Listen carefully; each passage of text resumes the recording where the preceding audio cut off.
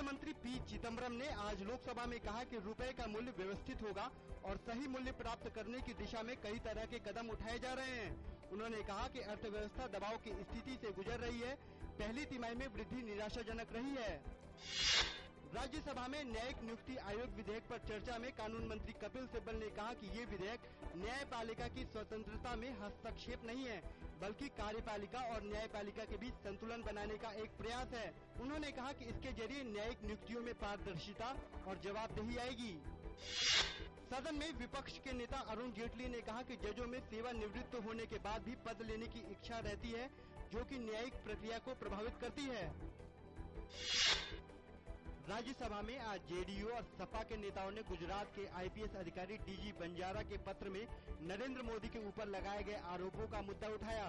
इस मुद्दे पर हंगामे के चलते राज्यसभा की कार्यवाही को 15 मिनट के लिए स्थगित करना पड़ा।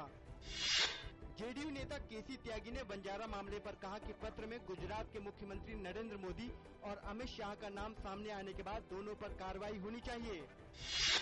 संसदीय कार्य मंत्री कमलनाथ ने कहा कि राजनीतिक दलों के तमाम खर्चे पहले से ही सार्वजनिक हैं और ऐसे में इसे सूचना के अधिकार कानून के तहत लाने की कोई जरूरत नहीं है।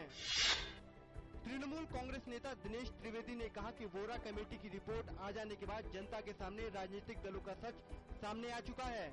उन्होंने राजनीतिक दलों को आरटीआई से बाहर रखने के मुद्दे पर कहा कि अब देखना है कि लोकतंत्र के प्रति लोग कितने जिम्मेदार हैं। हरियाणा के पूर्व मंत्री गोपाल कांडा को अंतरिम जमानत मिल गई है। गीतिका शर्मा आत्महत्या मामले में दिल्ली की अदालत ने विधानसभा सत्र में शामिल होने के लिए उन्हें जमानत दी। भारत के दूसरे राष्ट्रपति रहे डॉक्टर सर्वपल्ली राधाकृष्णन का आज जन्म दिवस है। उनके जन्मदिन को हर साल शिक्षक दिवस के रूप में मनाया जाता है। शिक्षक दिवस के मौके पर राष्ट्रपति प्रणब मुखर्जी ने आज नई दिल्ली में शिक्षकों को राष्ट्रीय शिक्षक पुरस्कार से सम्मानित किया। गुजरात सरकार ने आईपीएस अधिकारी डीजी बंजारा का इस्तीफा नामंजूर कर दिया है। जेल में बंद गुजरात के विवादास्पद आईपीएस अधिकारी बंजारा ने गुजरात के मुख्यमंत्री नरेंद्र मोदी पर दोषारोपण करने के बाद इस्तीफा दे दिया था। प्रधानमंत्री की पूर्व मीडिया सलाहकार दीपक संधू ने आज नए मुख्य सूचना आयुक्त का पदभार संभाल लिया। राष्ट्रपति भवन में राष्ट्रपति ने उन्हें पद और गोपनीयता की शपथ दिलाई। 1971 बैच की भारतीय सूचना सेवा की अधिकारी रही दीपक संधू ने सत्यानंद मिश्र का स्थान लिया। शेयर बाजार में देखी गई तेजी। सेंसेक्स आज 412 अंक मजबूत होकर 18,980 अंक पर हुआ बंद। वहीं नेशनल स्टॉक एक्सचेंज का निफ्टी 145 अंक की बढ़त के साथ 5,593 अंक पर पहुंचा।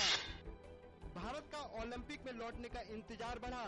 आईओसी अपने आरोप पत्र संबंधी शर्त पर कायम है। उसने साफ किया है कि भारतीय ओलंपिक संघ को सुशासन के लिए यह शर्त स्वीकार करनी होगी।